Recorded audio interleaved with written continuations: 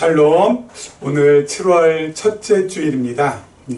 7월을 시작하게 해주신 하나님께 우리 감사드리며 우리 7월 한 달도 우리 하나님의 은혜와 사랑 가운데 거하면서 나아가기를 소망합니다.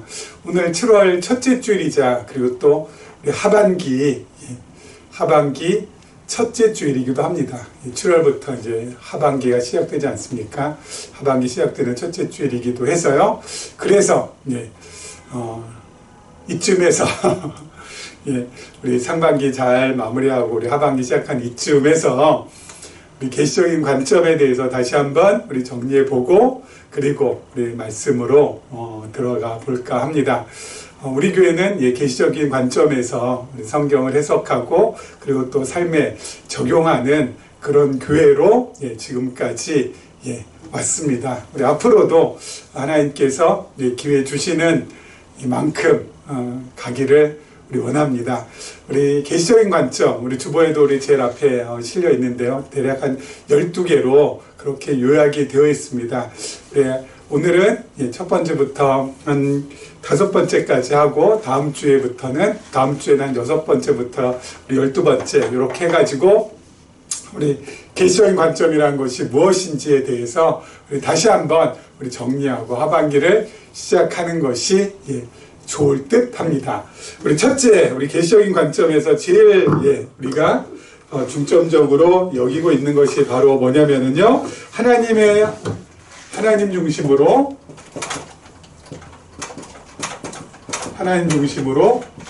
성경을 해석한다라는 것입니다. 그럼 이게 제일 정말 중요한, 우리가 창세기 지금 우리가 확인하면서도 늘 이 부분이 너무 중요하다는 것을 다시 한번 새삼 느끼고 있습니다. 왜냐하면요, 여러분, 창세기만 하더라도 여러분 거기에 나오는 인물들이 참 많지 않습니까? 아브라함도 나오고, 롯도 나오고, 이삭도 나오고, 야곱도 나오고, 에서도 나오고, 야곱도 나오고, 요셉도 나오고, 쭉쭉쭉쭉쭉쭉쭉. 그런데요, 하나님 중심으로 해서 그 성경 본문을, 창세기 본문을 우리가 보지 않으면은 자꾸 어디로 자꾸 이렇게 휩쓸리게 되냐면은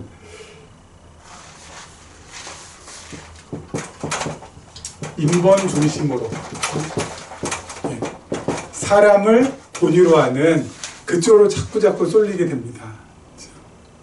아브라함의 이런 부분을 우리가 본받게 됐고, 아브라함이 이렇게 해서 하나님께 복을 받았고, 그래서 우리도 아브라함처럼 이렇게 해야지 복을 받을 수 있고. 여러분, 인본중심, 인본주의라는 것은 제가 늘 말씀드렸죠. 그 세 가지라고 하지 않았습니까? 첫째가 도덕, 윤리가 있겠고요. 두 번째가 기복주의가 있겠고요. 그리고 세 번째가 신비주의가 있습니다. 성경을 갖다가 잘못 보면 이쪽으로 아주 이쪽으로 쏠리는데, 이쪽으로 쏠리게 되면 이 세 가지의 결론으로 귀결이 된다라는 것입니다.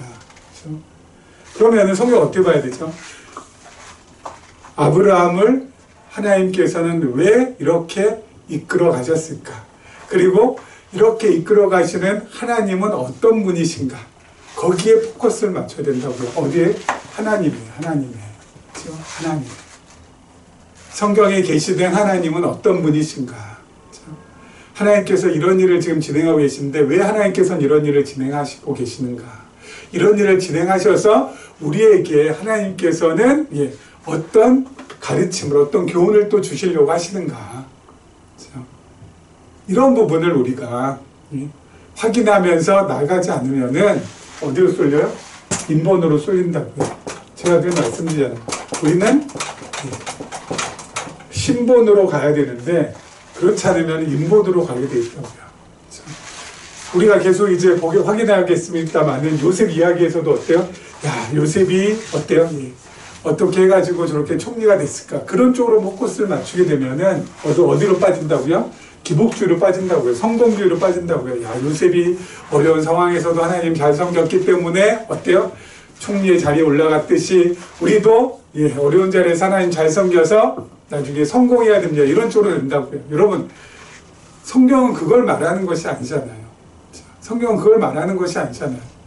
하나님께서 요셉을 통하여서 어떻게 자신의 언약을 지금 이루어가고 계시는가. 그 언약을 신실하게 이루시기 위하여서 하나님께서 요셉을 어떻게 인도해 가시는가. 여기에 포커스를 맞춰야 되거든요. 그래서 요셉은 뭐예요?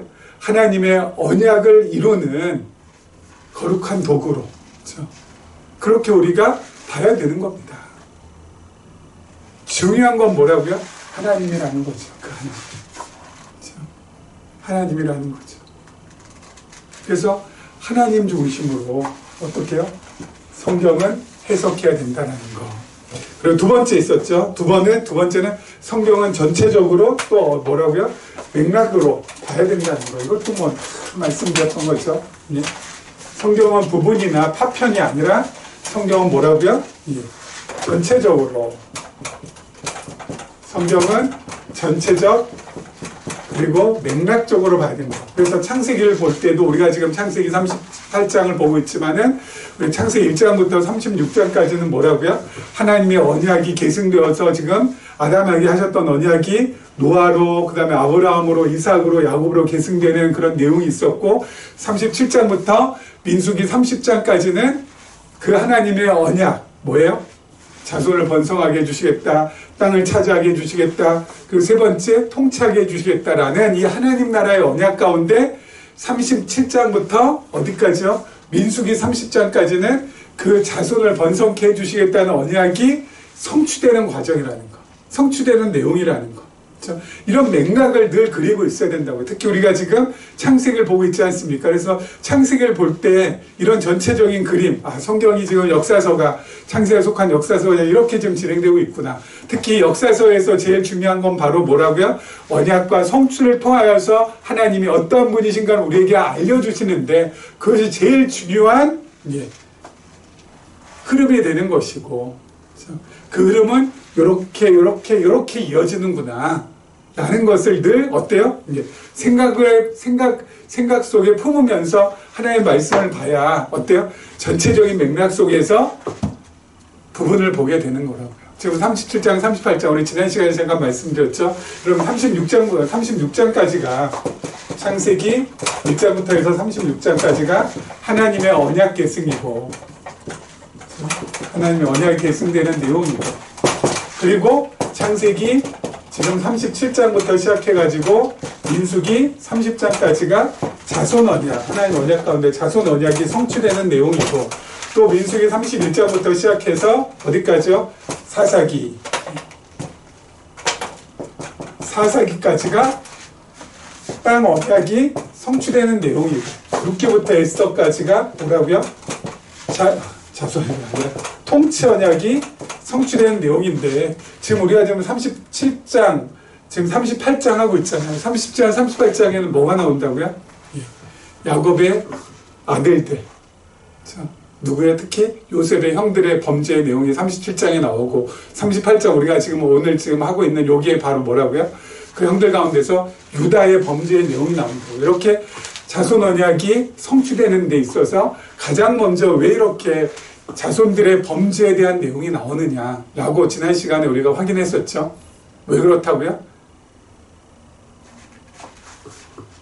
자손 언약을 이루어가는 하나님의 언약의 자손들이 아무리 이렇게 범죄하고 타락할지라도 하나님의 언약은 이루어진다, 안 이루어진다? 이루어진다. 그 자손의 타락하고는 상관없이, 그 자손이 아무리 폐악하고 그리고 정말 죄로 똘똘 뭉친 죄투성이일지라 할지라도 하나님께서는 그럼에도 불구하고 어때요? 자신의 언약을 이루신다. 왜?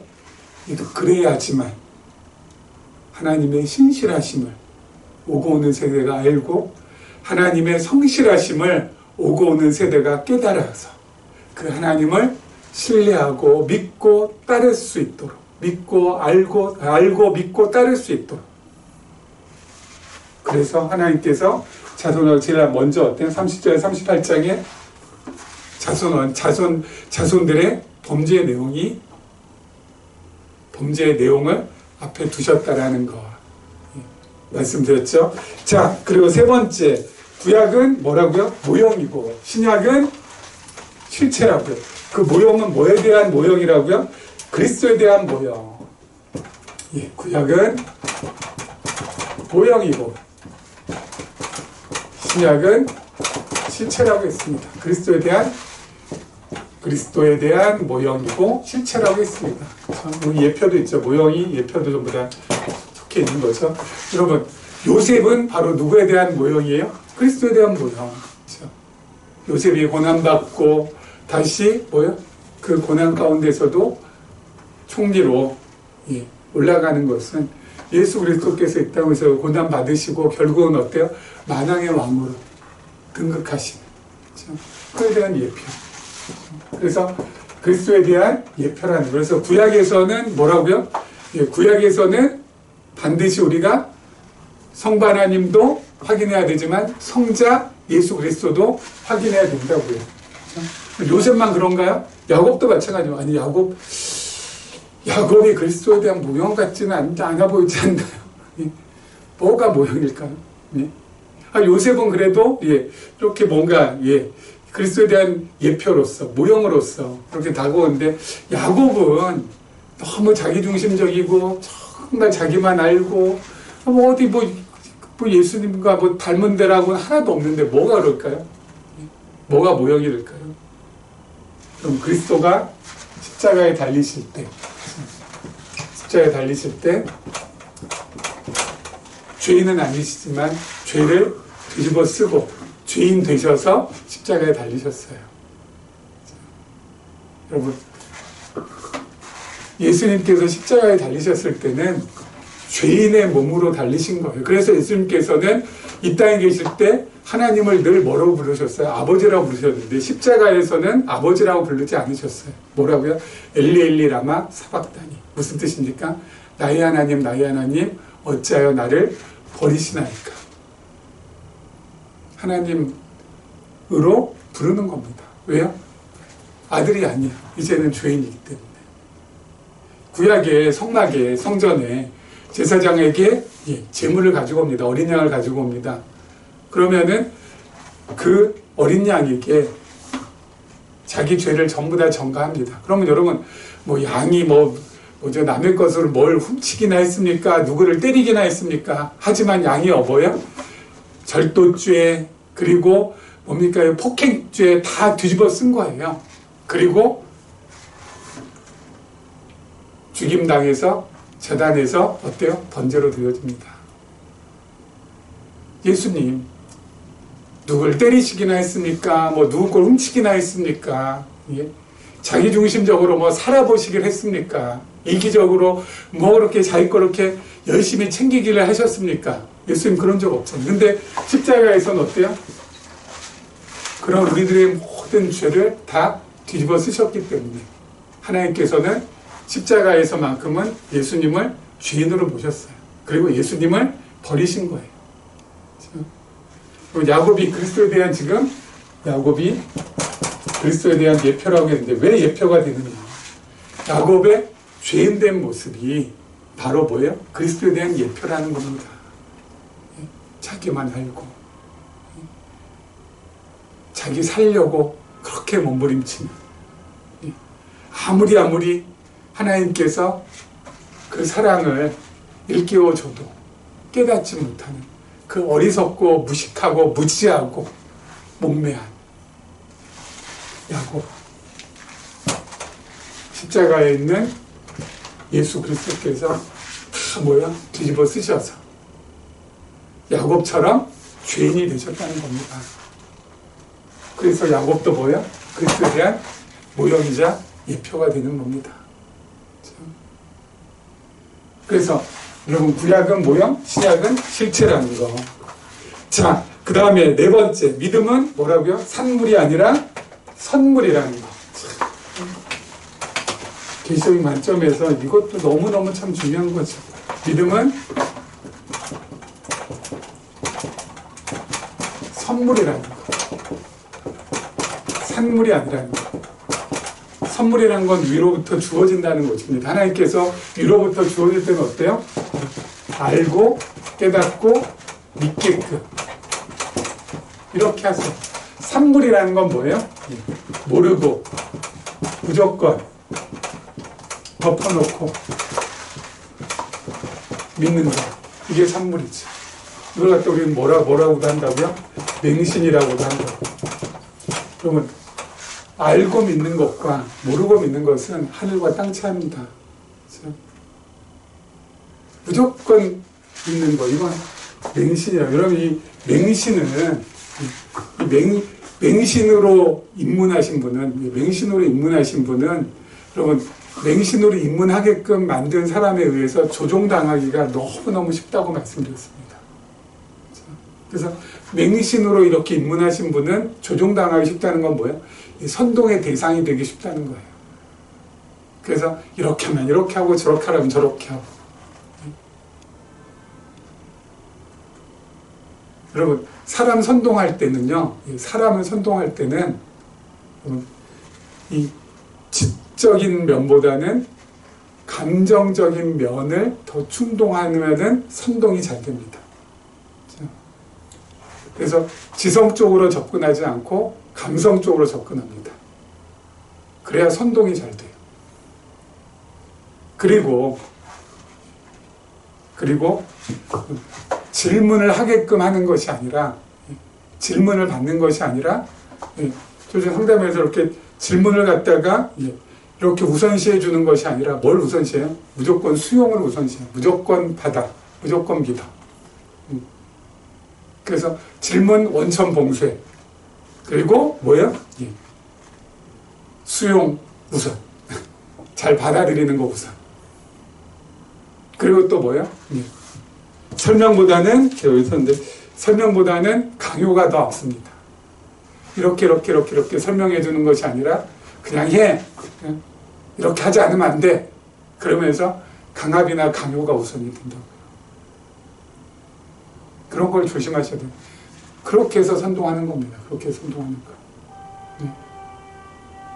제가 말씀드렸잖아요. 선동당하지 않으셔야 된다고. 선동당하지 않으려면은 맹신의 늪에서 벗어나야 되는데, 그럼 뭐라고요? 알고 믿어야 된다고. 근데 계시적인 관점은 우리가 뭐예요? 알고 믿게끔 도와주는 정말 최고의 방법이라. 그렇죠? 자, 그리고 마지막 다섯 번째 율법은, 그것도 너무너무, 율법은 뭐라고요? 그리스도를 향한 초청장이라는 거. 그렇죠? 율법은 예수 그리스도의 십자가로 가게끔 만들어주는 초청장이라는 거. 그렇죠? 여러분, 여기 이 율법에 매이게 하는 것, 너무너무 안타까운 부분이죠. 율법에 매이게 하는 이 부분. 여러분, 율법을 벗어나게 해주셔야 돼요. 벗어나게. 계시적 관점 율법에서 벗어날 수 있도록. 율법은 예수 그리스도로 향하는 초청장의 역할이라는 거. 그 이상도 그 이하도 아니라는 것을 어떻게 해줘야 돼요? 설명을 잘 해주셔야 돼요. 설명을. 누군가 물어보면. 저는 율법에 대해서 설명할 때 가장 먼저 말씀드리는 것이 있습니다. 바로 뭐냐면은 출애굽기 20장에 보면은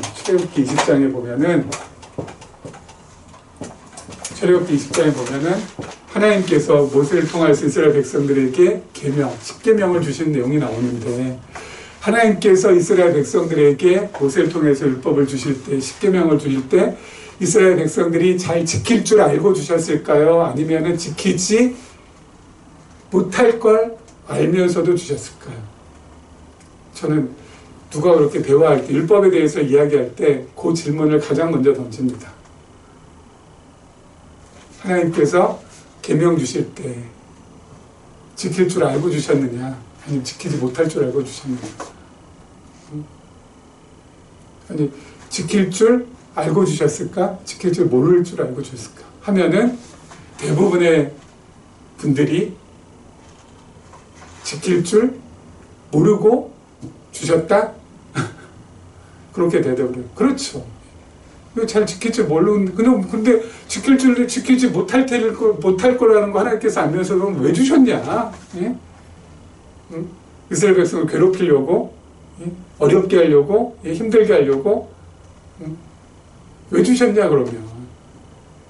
그럼 이제 쭈뼛쭈뼛 하죠. 그때 이제 설명을 하면 됩니다. 왜 주셨냐.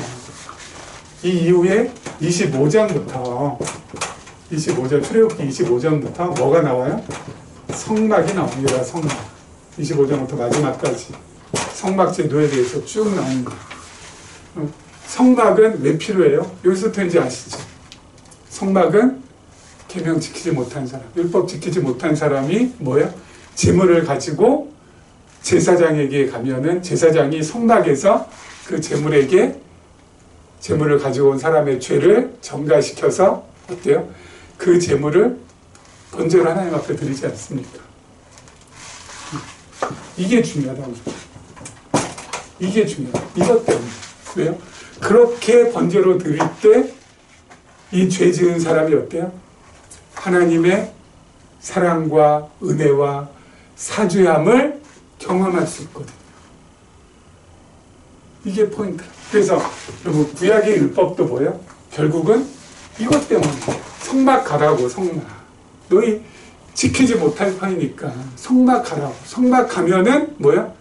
죄 문제가 해결이 되는데 죄 문제가 해결됨과 동시에 너희 마음 가운데 나의 사랑과 은혜가 채워질 거라고.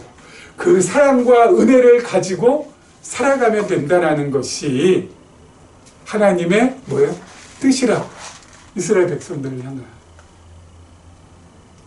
그래서 우리도 그리스도의 십자가를 향한 초청장은 뭐예요? 율법 지켰을 때, 우리도 못 지켰을 때, 계명을 지키지 못할 때 우리도 어떻게 해요? 십자가에 달리신 성전 되신 예수 그리스도, 제물 되신 예수 그리스도, 대제사장 되신 예수 그리스도께 가는 거라고. 그래서 율법은 그리스도를 향한 초청장이 되는 거라고. 가서 뭐라고요? 가서 그리스도 만나고 예수 그리스도의 놀라운 은혜와 사랑을 경험하고 그 은총을, 그 죄사함의 놀라운 은총을 마음에 좀 담으라고. 그렇게 담을 때라야 어때요? 새로운 피조물이 되는 것이고, 새로운 피조물이 되어서 하루하루 근사하게 살아가게 되는 것이라는 거죠. 그래서 그럼 계시록 관점 너무 좋지 않아요? 저만 그렇게 지금 흥분하고 있는지 모르겠습니다. 자, 우리 지난 시간에 이어서 계속해서 우리 38장, 우리 12절 내용 한번 보도록 하죠. 12절부터 보겠습니다. 얼마 후에 유다의 아내 수아의 딸이 죽은지라. 유다가 위로를 받은 후에 그의 친구 아둘람 사람 히라와 함께 딥나로 올라가서 자기 양털 깎는 자에게 이르렀더니 어떤 사람이 다말에게 말하되 내 시아버지가 자기의 양털을 깎으려고 딥나에 올라왔단지라. 그가 그 과부의 의복을 벗고 노을로 얼굴을 가리고 몸을 휩싸고 딥나길 곁 에나임 문에 앉으니 이는 셀라가 장성함을 보았어도 자기를 그의 아내로 주지 않음으로 말미암음이라.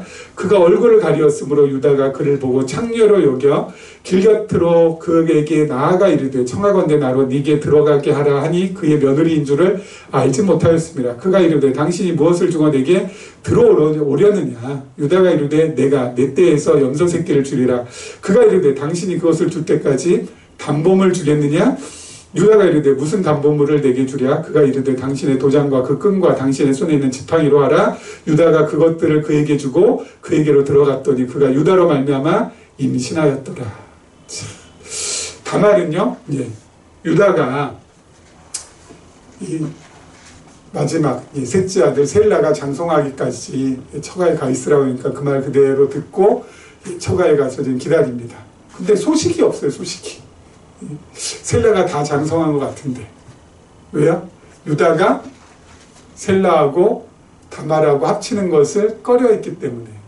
큰아들 엘 죽었죠. 그 다음에 둘째 우난 죽었죠. 마지막 아들 셀라까지 죽으면 이건 이제 대가 끊기게 되잖아요. 그러니까 유다가 겁이 난 거죠. 다말하고 합친다고 해서 죽을 건 아닌데 유다가 지레짐작하는 거죠. 근데 여러분 설사 셀라가 다말하고 합친다고 해도 그럼 셀라가 죽을까요? 안 죽을까요? 셀라는 죽지 않습니다. 왜요? 셀라마저 죽게 되면은 유다의 대가 완전히 끊게 되는 거예요. 끊어지게 되는 것이고, 유다의 대가 끊어지면 하나님의 자손 언약이 이루어지지 않는 것이고, 특히 또 유다를 통하여서 다윗이 태어나야 되고, 그리고 그 다윗의 후손으로 예수 그리스도께서 이 땅에 오셔야 되는데, 아니 하나님께서 그걸 그대로 대가 끊어지게끔 하시겠냐고요. 근데 유다는 거기까지는 미처 생각이 안 되는 거죠. 지금 당장 눈에 보이는 현실에 급급한 것이고, 그리고 우리 지난 시간 잠깐 말씀드린 대로 유다는 지금 어때요? 마음의 평안을 상실한 상태이기 때문에 자꾸 어때요? 예. 판단 오류, 그리고 결정 미스 나게 돼 있습니다. 특히 또 오늘 본문도 마찬가지죠. 오늘 본문도. 그렇죠?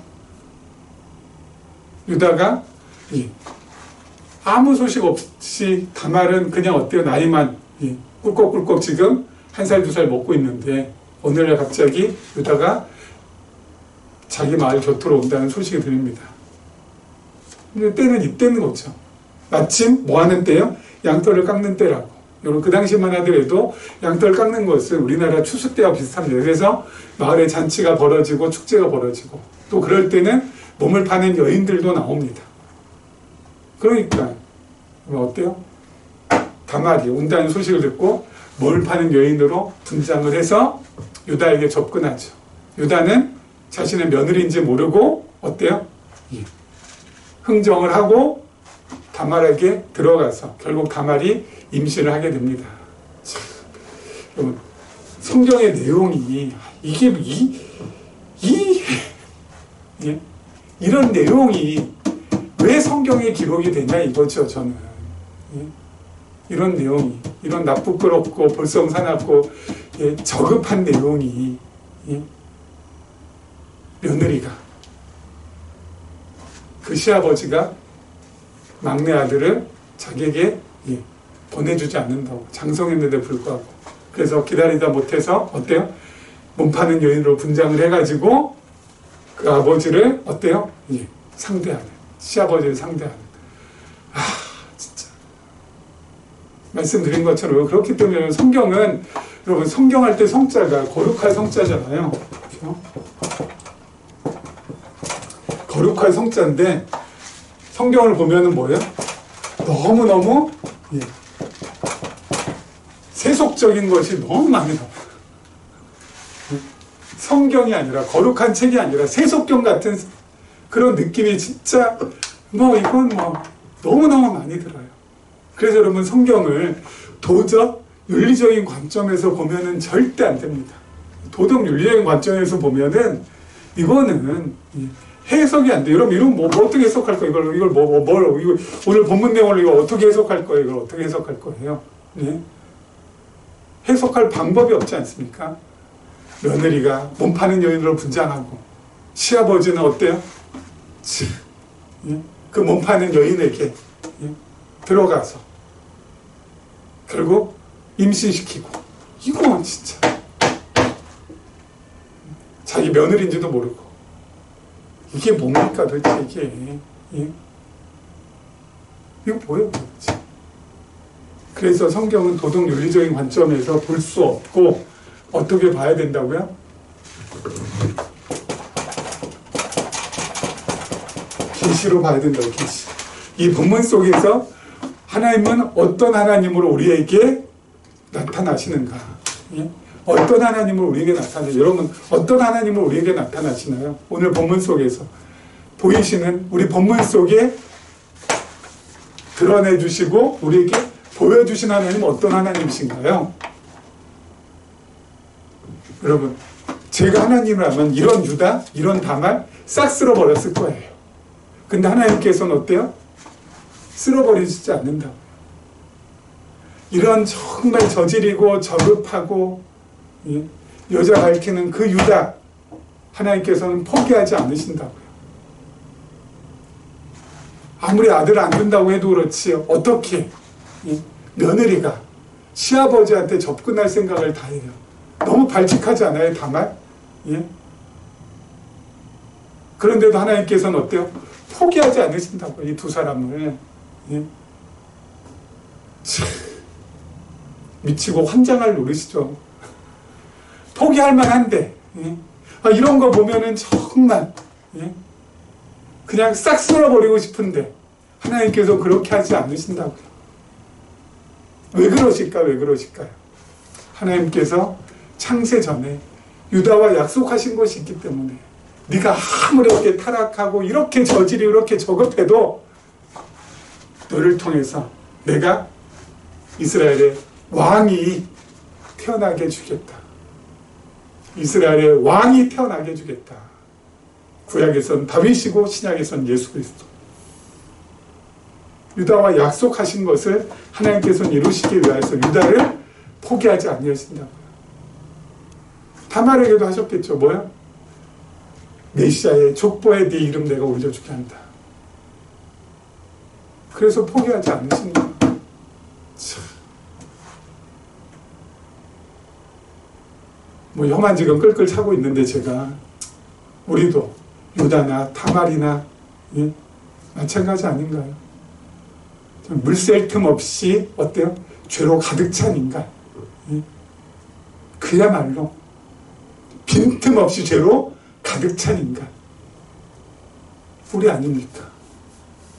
그런데도 하나님께서는 어인일인지 끝까지 사랑해 주신다고, 끝까지 포기하지 아니하신다고, 끝까지 내가 너와 함께 할 거라고 하신다는 거죠. 제 여름마다 대학 시절에, 예?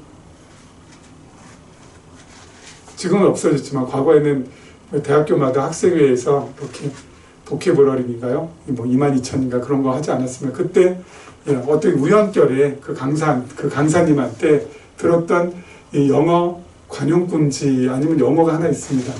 그게 제 머릿속에는 늘 있어요. 그게 뭐냐면요.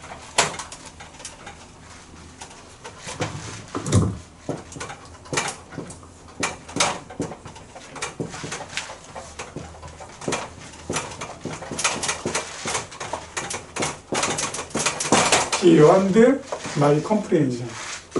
내 이해를 비욘드했다고, 뛰어넘어가 있다고. 이게 뭐라고요?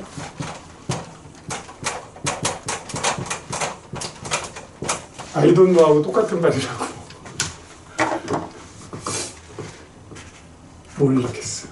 하나님 왜 이러시는지. 도저히 헤아릴 수 없어요. Beyond my comprehension. I don't know. 왜 이러실까? 감사할 뿐이죠. 주여. 자, 그 다음 절을 한번 보죠. 19절부터. 그가 일어나 떠나가서 그 너울을 벗고 과부의 의복을 도로 입으니라. 유다가 그 친구 아들 사람의 손에 부탁하여 염소 새끼를 보내고 그 여인의 손에서 담보물을 찾으려 하였으나 그가 그 여인을 찾지 못한지라. 그가 그곳 사람에게 물어 이르되 길곁 에나임에 있던 창녀가 어디 있느냐. 그들이 이르되 여기는 창녀가 없느니라. 그가 유다에게로 돌아와 이르되 내가 그를 찾지 못하였고 그곳 사람도 이르기를 거기에는 창녀가 없다 하더이다 하더라. 유다가 이르되 그로 그것을 가지게 두라. 우리가 부끄러움을 당할까 하노라. 내가 이 염소 새끼를 보냈으나 그대가 그를 찾지 못하였느니라. 석 달쯤 후에 어떤 사람이 유다에게 일러 말하되 내 며느리 다말이 행음하였고 그 행음함으로 말미암아 임신하였느니라. 유다가 이르되 그를 끌어내어 불사르라. 여인이 끌려 나갈 때에 사람을 보내어 시아버지에게 이르되 이 물건 임자로 말미암아 임신하였나이다. 청하건대 보소서 이 도장과 그 끈과 지팡이가 누구의 것이니까 한지라. 그럼 유다가 다말에게 염소 새끼를 이제 주려고 사람을 보내서 합니다. 흥정을 했었는데 염소 새끼 대신 담보물을 받았잖아요. 이 다말이. 근데 찾지를 못하는 거죠. 뭐 그럴 수밖에 없죠. 다말이 뭐 거기 계속 있겠습니까? 찾았는데 찾지 못하고 어때요? 왔어요. 담보물 뭡니까?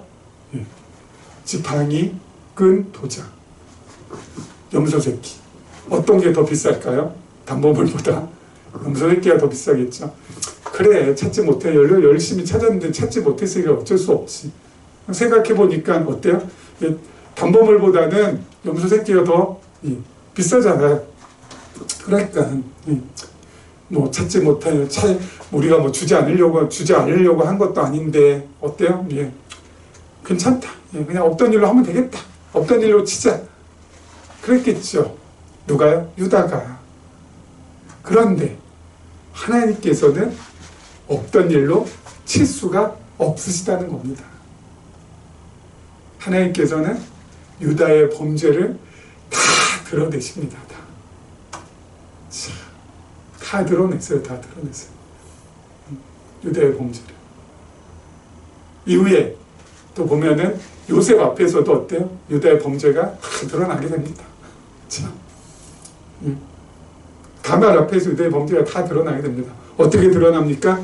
자, 오늘 보니까 뭐야? 석 달 후에 다말이 임신했다는 소식을 유다가 듣습니다. 다말이 해금에서 임신했다. 그럼 셋째 셀라하고 합하지도 않았는데 임신했으니 이런 글씨만 하면서 뭐라고요? 그냥 죽이라는 것도 아니고 불살라 죽이라고 합니다. 유다의 이 뭐라고 해야 돼? 갑자기 울컥해서 갑자기 그냥 확 올라오니까 그냥 유다의 자 너무 어때요? 유다 위선적이고 너무 철저하게 위선적이고 자기는 낫다는 겁니다. 다말보다는 불살라 죽이라고요? 어떻게 그런 말을 입 밖으로 하는지 자기는 괜찮다는 거 아니겠습니까?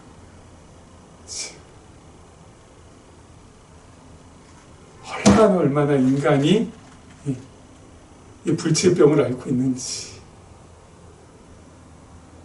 자기가 저지른 것인데도 그것도 모르고 난 의롭고 저 불의한 다만 불살라 죽여야 돼. 나는 괜찮고 너는 더러워. 이게 불치의 병. 이 자기 위선에 너무 능하고 자기 죄를 은폐하는데 너무 선수고 이런 인간 완전히 타락을 겸비한 이 인간 도저히 어떻게 이거 할 수가 없는 거죠. 이 인간을 고칠 수 있는 유일한 방법은 뭐예요? 하나님께서 은혜를 베풀어 주셔서 하나님의 주권과 하나님의 사랑을 깨닫게 해 주셔야지만 조금씩 고쳐나갈 수 있어요. 하나님의 주권 앞에서 자기 부인을 할 줄 알아요. 하나님, 난 진짜 아무것도 아니네요. 하나님, 나는 정말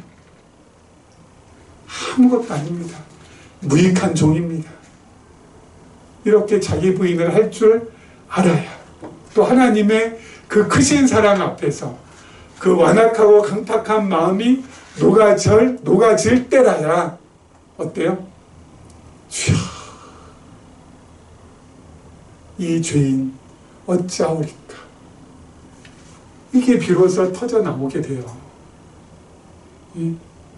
그렇지 않고서는 이건 고쳐질 수가 없습니다. 유다의 모습이 우리의 모습입니다. 유다의 모습이 우리의 모습이에요. 나에게는 한없이 관대하고 남에게는 그야말로 정말 잘선 날같이 아주 날카롭게 어때요? 들이대는 그러한 이중적인 위선적인 이 노렴치한 이 인간 하나님의 주권 그리고 그 사랑 앞에 깨달아져야 이게 조금씩 어때요? 고쳐질 수 있다고요. 자, 그런데 어때요? 다말이 죽으러 가기 전에 단범을 꺼냅니다. 시아버지 앞에. 도장, 끈, 지팡이. 이 임자가 나를 임신하겠다고. 유다 어떻게 됐을까요? 만천하에 자신의 죄가 드러나는 겁니다. 아마 경악했을 거예요. 하나님께서 다 드러나게 해주세요. 다 드러나게. 왜요? 그렇게 하지 않으면, 그렇게 해서 드러나지 않으면 인간은 자기 합리화하고 정당화인데 너무 술수가 능해서 절대 죄인이라고 하지 않고요. 자기 죄를 은폐하거나 또 자기 죄를 전가하는데, 남에게 책임을 전가하는데 너무 능하기 때문에 또 죄인이라고 인정하지 않아요. 그럴 때 하나님께서 완전히 유다를 갖다가 코너로 모신 다음에 어때요? 죄인이라고 인정하라고 하나님께서 어때요? 들이미는 겁니다. 죄인인 것을 깨닫고 인정 안 하지 않으면 안 되도록 만들어 가시는 거라고요. 왜요? 잘못했습니다. 죄인입니다. 이 고백이 나와야 비로소 어때요? 그 죄로부터 벗어날 수가 있기 때문에, 그 고백이 나와야, 그 고백을 하나님 앞에 절절하게 정말 해야 뭐예요? 마음의 평안을 회복할 수 있기 때문에 하나님께서 코너로 몰아가시는 거예요. 상실된 평안을 회복시키기 위해서.